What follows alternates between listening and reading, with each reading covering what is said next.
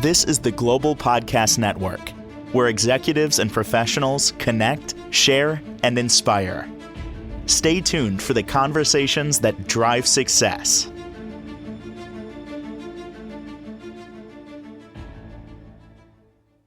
Oh, welcome back, everybody. It is a game changer for many, myself included, hypnotherapy in helping move your life forward and realizing why we do what we do. It's sitting in your mind, in your subconscious, and life is not going to change unless you figure that out and confront it. And you can do that with the help of a certified clinical hypnotherapist who joins us once again from the Center for Inner Wellness. And she is Becky Waters on the program. How are you doing today, Becky? Great. I'm great. Thank you. How are you? Really well. Really well. Thanks for Good. being back here. And I want to start out of the gate with an email we got. And by the way, instantfeedbacksteve@gmail.com. Best way to reach us. This is from Lisa, who is in Parsippany, New Jersey. I actually was able to pronounce Parsippany. I don't think it'll ever happen again. She says, love your talk. After hypnotherapy, will I be able to remember what was said? Yes, a very common question. And the answer is, like everything else in life, it depends. Sometimes you'll remember everything that happened. Sometimes you may remember only parts. Sometimes you might not remember anything. A lot of it depends on how deep you go into the hypnosis. And the thing to remember, though, is that both the conscious mind and the subconscious mind are taking in the suggestions and working with them in their own way, and that change is taking place. So interestingly, I feel that in the hypnotherapy sessions I've had in my life, that I remember what was said. I remember how the sessions go. Maybe there's pieces I don't vividly remember, but I'm going to say for the most part, and I still bring them up in my mind as a reminder of how impactful it was. There's certain things like me confronting myself as a child. I was like watching a movie. I see it. I was sitting right here when I did it, and I'll never forget that. And I still feel when I think about it, something inside like, whoa, Yeah. the car turned in my life. That was a turning point. Yeah. And that's an interesting point because, the things that have a profound impact on us emotionally are the things we tend to remember in life anyway. Interesting. I don't know if we ever talked about this, but I've heard that the first memory you have as a child, if you really go back, usually it's a negative memory because it's there to protect you. That's why you remember it. The good stuff, you don't remember so much because it was good. You don't need to remember it. In terms of evolution, you are remembering the negative because it's helping you to be safe. Have you ever heard that before? I've never heard that exactly like that. That's interesting.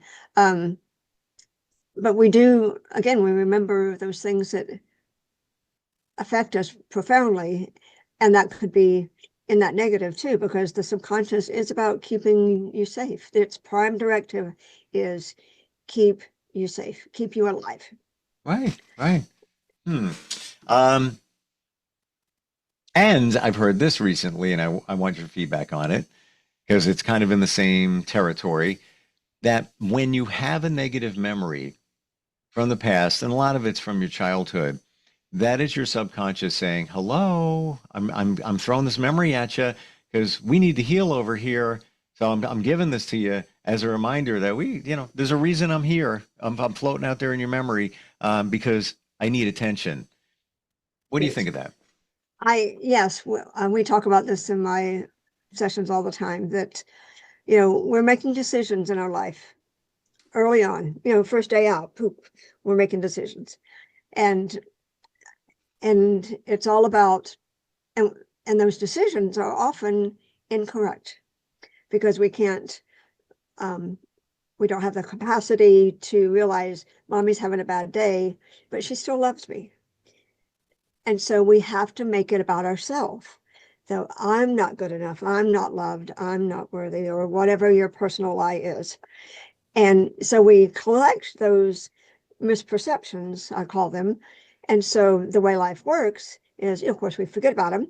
And then we go out in life, and those misperceptions are now our buttons that people push. And so what generally people don't really understand is the way it's designed is those buttons get pushed because there's a part of us that knows that it just ain't true, whatever that is. And so it's looking to resolve it and to heal it. And so our buttons get pushed, and it's an opportunity to go, oh, where have I felt that before? And begin to heal that misperception. Do you think that, well, you said a moment ago that oftentimes we're making an incorrect decision. Is that based on those beliefs that are in our subconscious? Are we really making a lot of times the wrong choice? And I'm really talking about, those, especially those first 6-7 years. There's a Jesuit saying that, show me the man, I'll show you the child, or show me the child, I'll show you the man. I can't remember now which way it goes. But the point is, a lot of our paradigm about life, our value and our place in the world comes from those early childhood places. And then that becomes the foundation of the decisions that we make as we continue to grow up. Unless we go back and think, now, is that really true? I mean, they're all hand-me-down decisions, things that we've been programmed or imprinted. We take a lot of them in from our parents, media, teachers, friends. I never heard that term used before, hand-me-down decisions, but it's really what it is. It's hand-me-down beliefs. Yeah. Beliefs, right. It's been handed down from your childhood.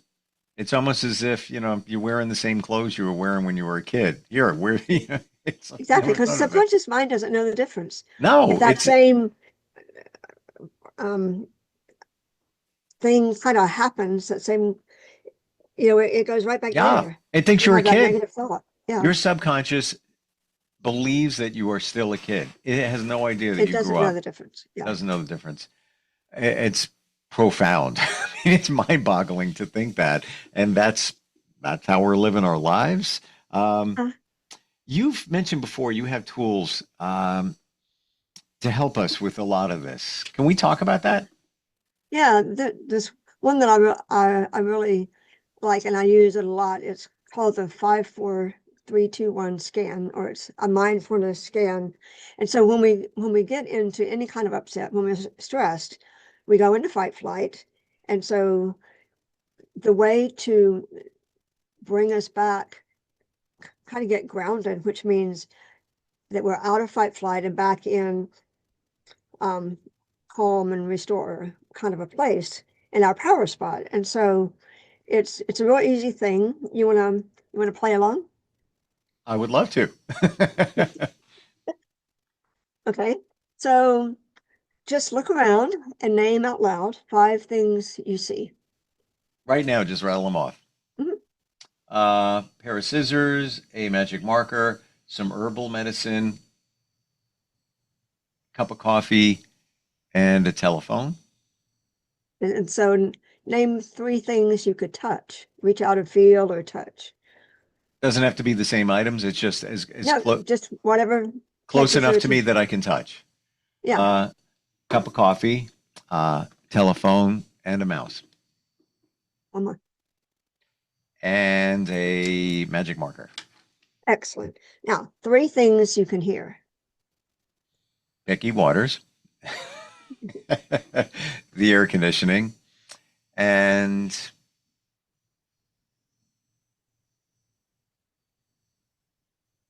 I'm listening to see what I can hear. Okay, my heartbeat. I can actually hear that a little bit. Yeah. All right. Excellent. two things you could smell. Lunch.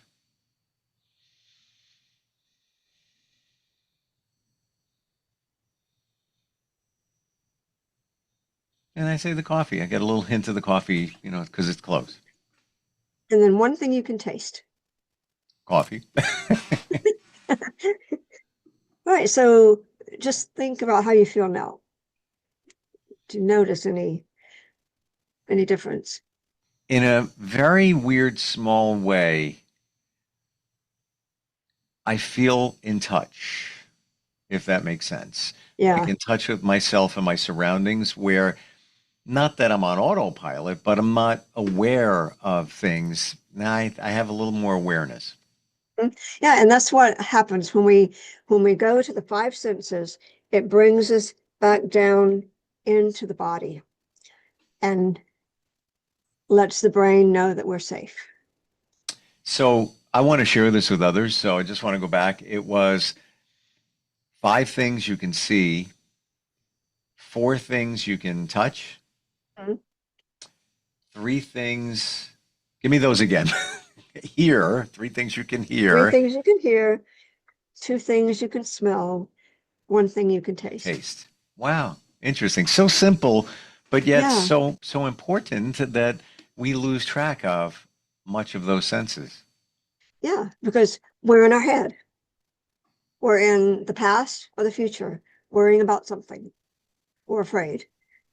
And so that brings us back into the body. That's why the breath is so important, that it brings us our attention back into the body.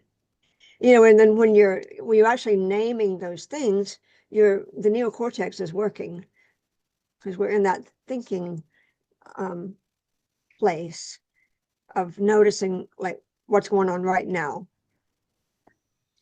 Yeah, the breathing thing, I've been a proponent of it for years. As a matter of fact, my dad, I wasn't really closely connected to him, but that was the one piece of advice that he always used to say: breathe, learn how to breathe. I guess I was a little anxious, as a kid. Breathe, and of course, I say it to my kids now, and it's like, whatever, because they don't see the value in it and how it is scientifically proven. But can you explain it to us? Why is it so important, and what is going on? So the main thing is it's the slow exhale, because if you breathe, shallow, that's what happens when you're in fight flight. And so the breathing, it brings your attention back into the body, and that slow exhale, it takes attention to do that. So you're taking that slow exhale like you're breathing through a straw, because I think it's physically impossible to run from a tiger and breathe through a straw at the same time. If you blow through a straw, you're probably not going to have the wherewithal to do that if a tiger is chasing you. And what's going on physiologically? I get them confused. Parasympathetic nerve system, is that Yeah, it's it's the addressing it? parasympathetic that turns off the stress response. Okay. And just from breathing. Yeah, yeah. And I don't really remember the technology of what is actually happening. Biology was not my major.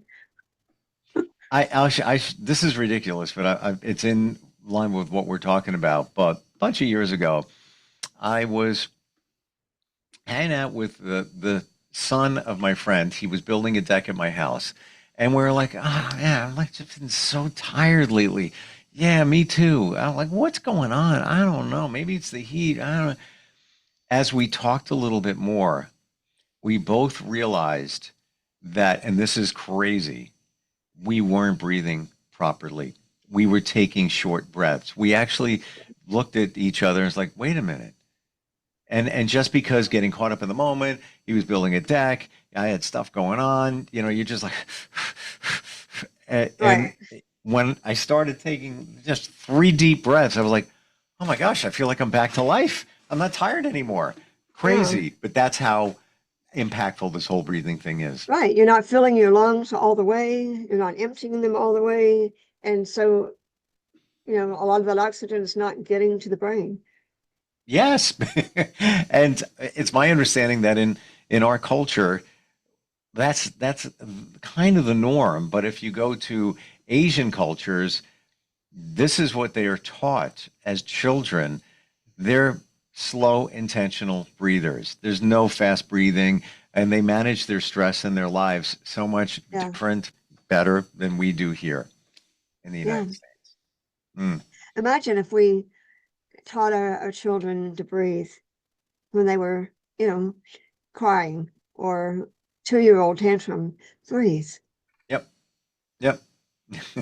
What about some other tools that we can use, just to be more mindful? Yeah. Well, the breath, of course. Five senses. Um, it's what you say to yourself as well. Mm. The thoughts. Um, we've talked about that mind chatter. If you say, gosh, this is really hard, I'm not going to be able to do this. And so your subconscious mind goes, oh, okay.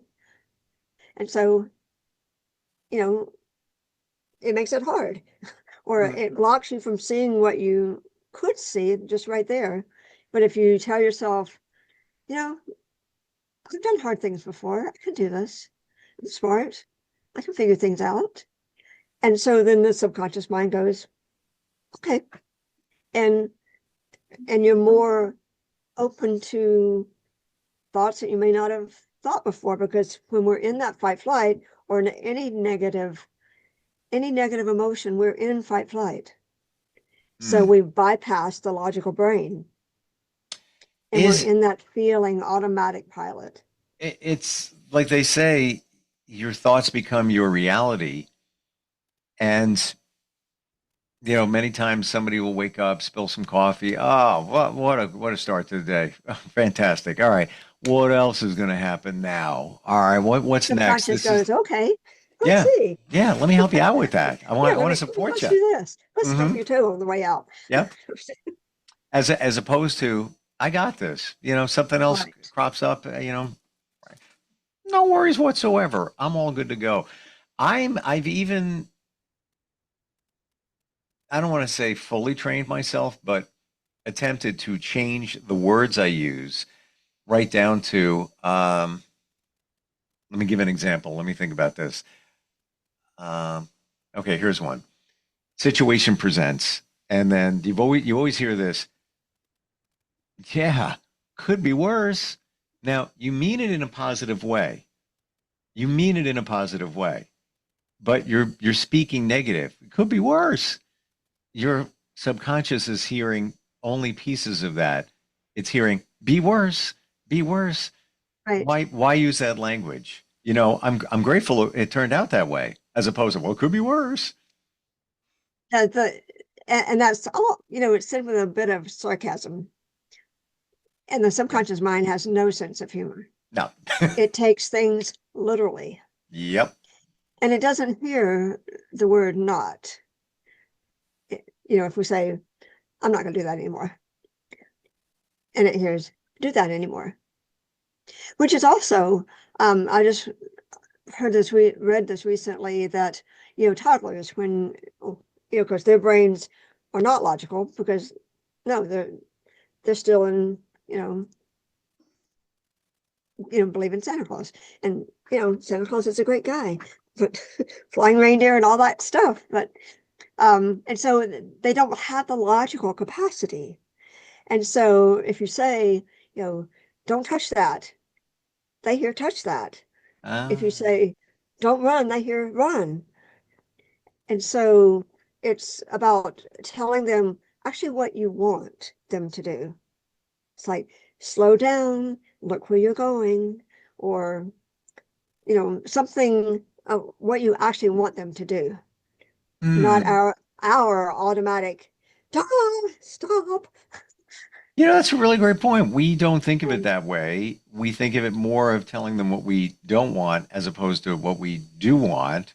because you just get caught up in the moment. That's a really great point. And you know what? This has been used in advertising too. How many times have you heard an ad like this? Don't buy a car until you go to the ABC car lot. So right away, your subconscious is saying, "Oh no, don't buy a car." It's getting your attention. Why? I wanted to buy a car, and now you're derailing it. But now Right. you're giving a, and what is this all about? Suggestion. So you got the subconscious mind attention. Don't buy a car, and now the suggestion of where to buy that car. The And ABC why, car and lot. all the benefits, and how Right. great it will be, and how Exactly. good you will be, and la la la. Yep, yep. We'll save you money. We'll get you in and out. No down, no 0% interest. Blah blah blah blah blah. But that's also when it comes to hypnotherapy, it's about suggestion. You're helping people making suggestions or helping them make suggestions to a positive outcome, right? And those suggestions, they're like planting seeds in that subconscious. When it's open, the conscious mind's on the back burner. So you could just plant seeds of, what they've told me that they want. And so it begins Mm. that process of change because you're more open in that trance kind of state. Let's go there before we run out of time because I've always wondered about this. You're more open to suggestion when you're in that hypnotic state? Right. In that daydreaming kind of state, it's the same state that, when you lay down to go to sleep, you're awake, at some point you're asleep. And as you get into that, get tired and get, ready to go to fall to sleep, your brain waves are slowing down. And so it makes you more suggestible, open. And that place where you're not really awake and not really asleep yet either is that hypnoidal state. And then from there, you drop into unconscious sleep. And so that's what we use in a hypnotherapy session. We use that deep trance-like daydreamy place. And I want to go back to just to circumvent any misconceptions about hypnotherapy. It's a suggestion. It's not an order. What do I mean by that? Just because it's suggested doesn't mean you're going to do it unless you want to do it. Because Exactly. when somebody is hypnotized, you could make a suggestion of, Becky, give me your wallet. Give me a credit card right now. What's your social security number? Provide that to me. I'm making suggestions. You're not going to do it because that's not what you want to do. Right. And am I Yeah, giving you an order? You can't be made to do anything that goes against your morals. Yeah, So you absolutely. don't want to do. And some people are more suggestible than others, and maybe we can talk about that next time, because that's a kind of an interesting phenomenon as well. Yeah, I never even thought of that. Yeah, let's definitely table that one. I never even why some are more because I've suggested hypnotherapy to those very close to me, and they said after 3 sessions it didn't work, and I already know. I know their personality. I know they weren't open to it, but all in line with what we're talking about here. How do we find you, Becky? Go to my website at centerforinnerwellness.com, and there you can actually book a discovery call where we can talk about how hypnotherapy might be able to help you. Excellent. Thank you for everything today. The 54321. I guarantee I will be sharing that with others. That's why I needed to process it all together. It's amazing. Just simple little things can really make such a huge difference. But then again, I guess that's hypnotherapy. It's pretty simple. It's nothing. It's nothing we don't know. As you said, this is the state that we're in before we go to sleep when we first wake up, and many other times during the day. Very normal, natural. Exactly. Thank you for today. Appreciate it. All right. Thanks. Bye-bye. This is the Global Podcast Network, where executives and professionals connect, share, and inspire. Stay tuned for the conversations that drive success.